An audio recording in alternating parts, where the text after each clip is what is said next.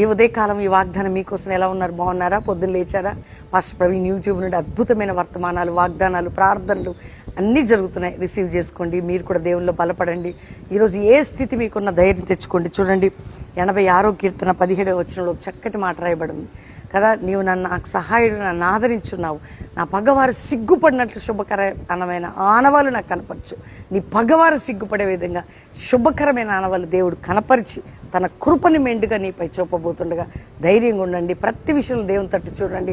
దేవుడిని నిన్ను ఆదరించి నేను స్థిరపరిచే దేవుడు ఆయన.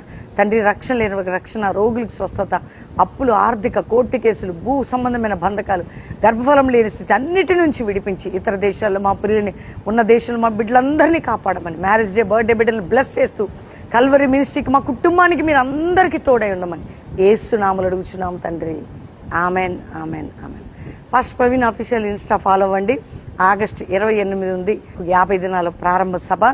Ending October 16. దేవుడు మిమ్మల్ని దీవించును గాక.